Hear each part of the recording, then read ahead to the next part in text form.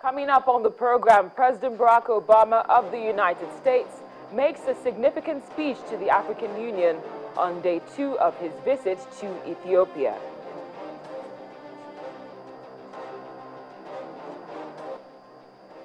Africa and its people teach us a powerful lesson: that we must uphold the inherent dignity of every human being. Then it's not a good day for the son of Muammar Gaddafi as he receives the death sentence handed down by a high court in Libya. Later on, the world sets today aside to mark World Hepatitis Day in support of those who've been infected by the virus. Broadcasting from Lagos, Nigeria to viewers around the world, this is Network Africa.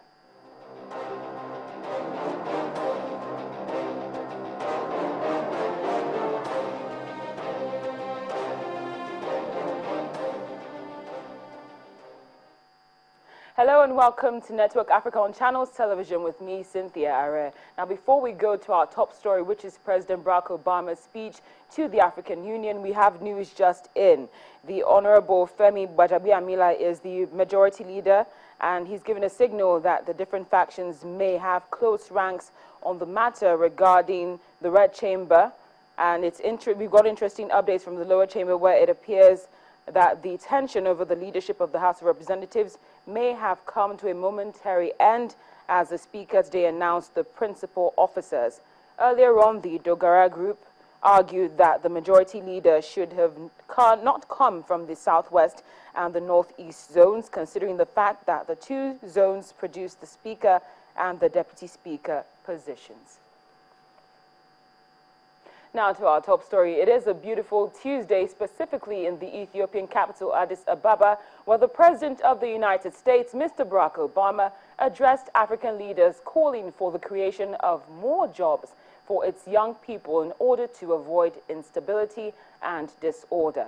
Today's speech is also highly significant as President Obama has also made history by becoming the first U.S. president to address the 54-nation African Union at the summit in Addis Ababa.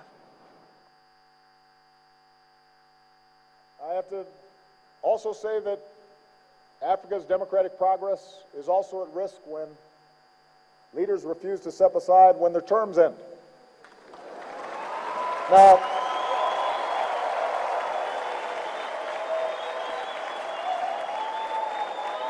Now, let me be honest with you. I do not understand this.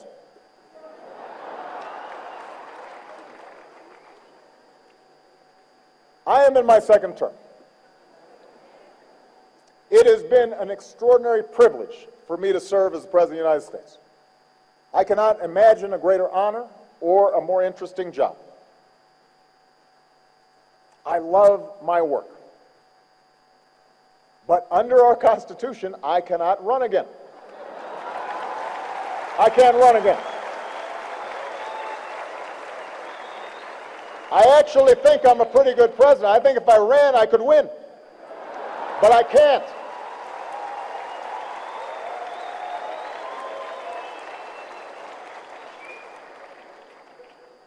So there's a lot that I'd like to do to keep America moving, but the law is the law. And no one person is above the law, not even the president.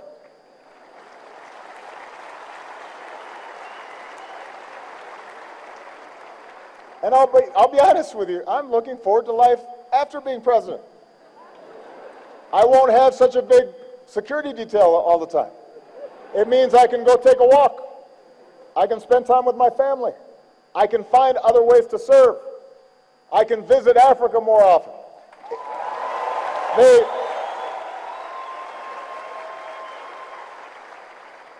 The point is, I don't understand why people want to stay so long. Especially when they've got a lot of money.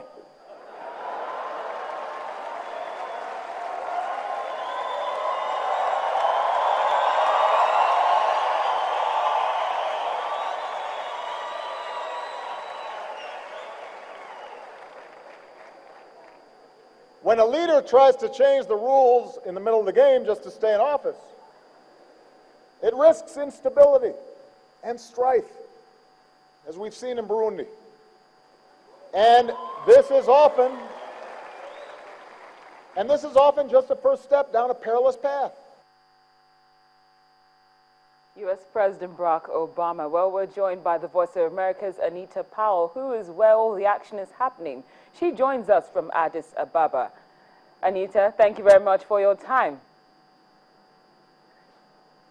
Anita, thank you for joining us on the program. Now, how exactly do we know for certain how the U.S. plans to help Africa in addressing these issues which the President mentioned?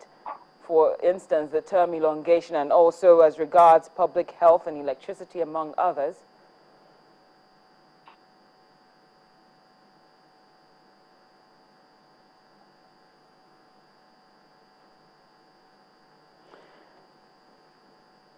Anita, I hope you can hear me. I'm asking if we know for certain how the United States plans to help Africa regarding these issues which were mentioned by the President during his speech.